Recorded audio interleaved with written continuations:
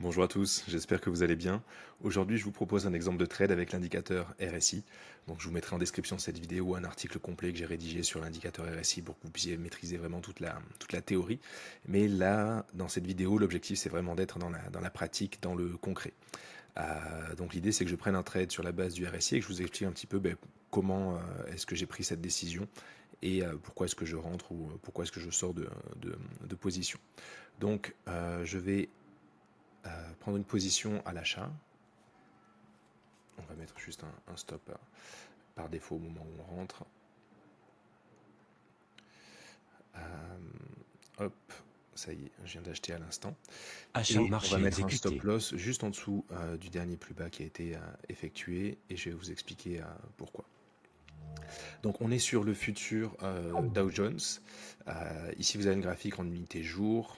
Il y a pas mal de choses qui datent un petit peu, je vais les effacer. Juste en dessous vous avez le graphique en unité 15 minutes. Donc ici c'est du 15 minutes. Et ici vous avez le graphique en unité 1 minute, donc vraiment très zoomé. L'indicateur RSI, il est juste ici.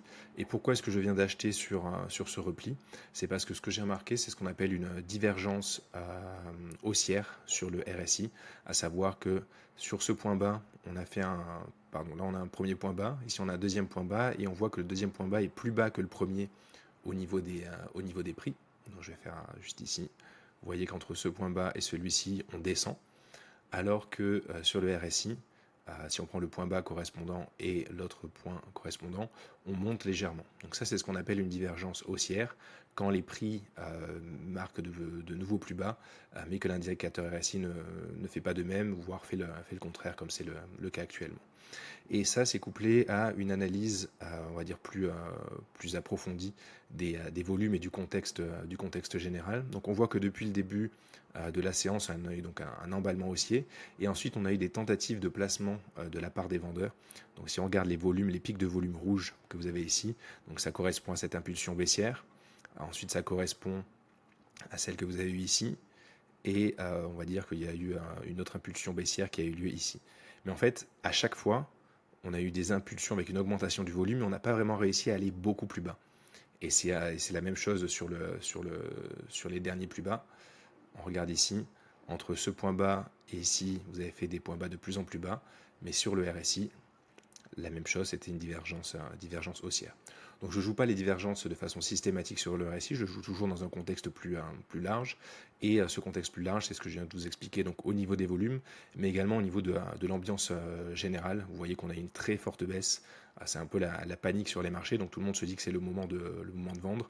Et j'ai privilégié les trades vendeurs.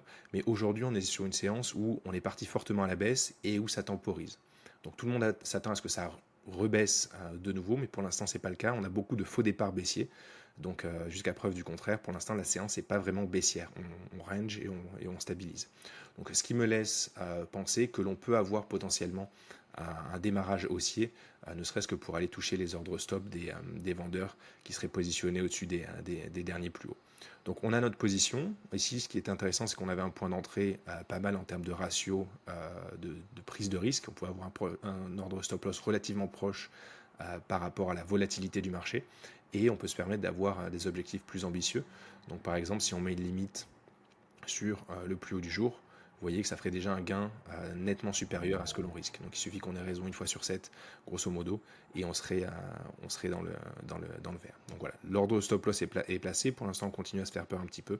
Donc soit on le touche et ça veut rien dire que mon scénario est invalidé, je sors de position sans regret parce que c'est quelque chose un setup qui me paraissait intéressant. Soit effectivement j'ai raison et dans ce cas on va contrer et repartir à la hausse. Donc c'est cette divergence que j'ai utilisée sur l'indicateur RSI. Et si le trade se passe bien, je vous expliquerai un petit peu comment est-ce qu'on peut utiliser le RSI pour sortir, on va dire, un peu plus finement que ce que j'ai placé ici au niveau du take profit. Ce take profit est provisoire, c'est juste pour vous donner une idée de l'objectif minimum que l'on peut espérer sur ce trade. Je mets la vidéo en pause et je vous retrouve tout à l'heure pour la suite du trade. Donc pour l'instant tout se passe comme prévu, on est en train de repartir dans l'autre sens. Sur ce repli, c'est toujours difficile de savoir jusqu'où est-ce qu'on va se replier. Mais disons que le point d'information, le point de repère que j'avais, c'est de me dire qu'on ne viendrait pas refaire un plus bas par rapport au dernier plus bas qu'on avait eu, pour ne pas casser la grille de lecture que j'avais. C'était tout à fait possible, mais c'est pas ce que je jugeais le plus probable. Donc pour l'instant, on repart à la hausse, on tient la position. Et comme je vous l'ai dit, l'objectif minimum théorique qu'on va se donner, c'est le plus haut que l'on avait atteint sur la journée. Parce qu'on part du principe qu'il y a toutes ces personnes-là, tous ces vendeurs à découvert qui se sont placés et qui commencent tout juste à se retrouver en difficulté. Et donc s'ils sont pris à revers, ça veut dire qu'ils vont devoir couvrir leur position, donc se racheter. Et en rachetant leur position, ils vont faire mécaniquement monter le marché. Donc on vise ce point-là, c'est l'objectif minimum qu'on se donne sur ce trade. Je vous parlais de la façon de prendre nos bénéfices. On ne va pas prendre nos bénéfices directement sur ce niveau. Je vais supprimer le take profit, c'était juste pour vous montrer un petit peu à quoi ça ressemblait.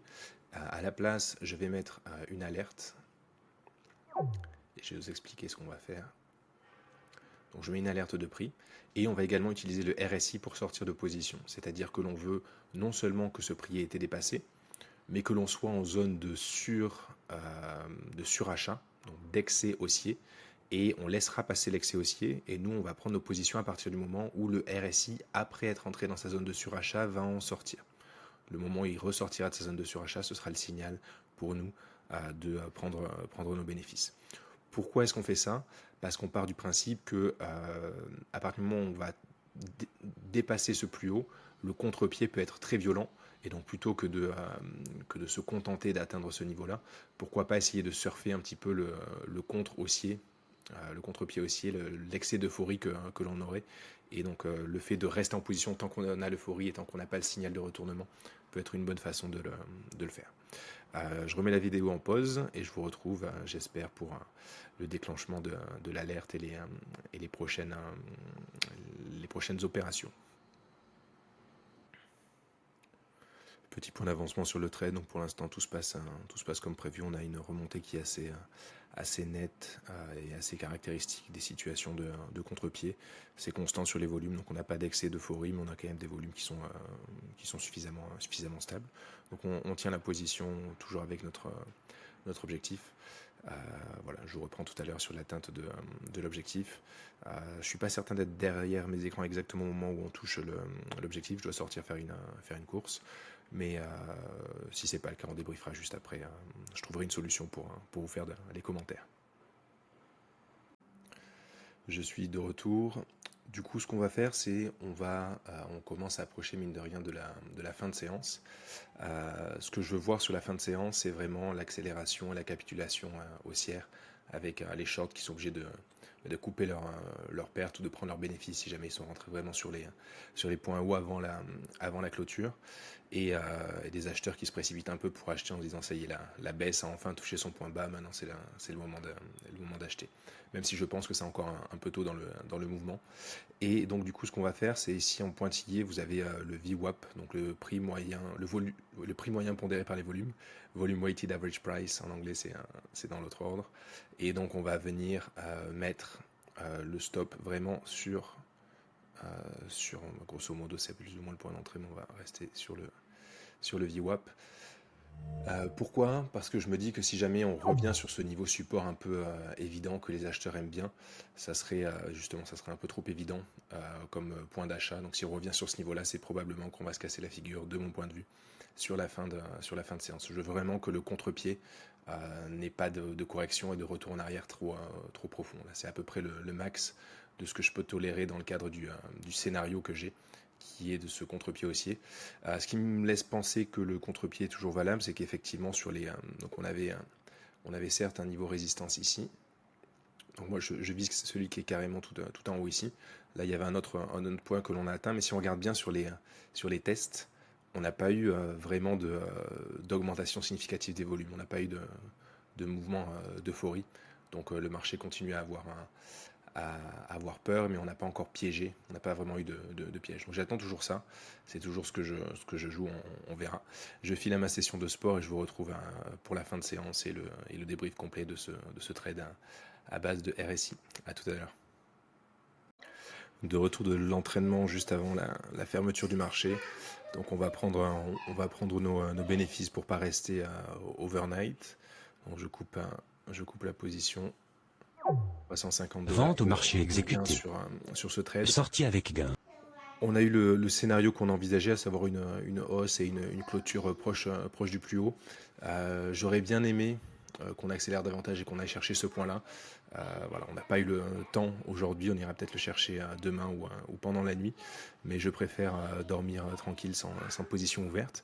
Mais ça vous fait un bon exemple de trade du coup avec voilà, les divergences haussières sur le RSI que j'ai utilisé dans ce contexte-là. Encore une fois, c'est toujours les indicateurs techniques, toujours bien les utiliser en fonction de ce que vous voulez jouer. J'aime pas trop les utiliser de façon systématique.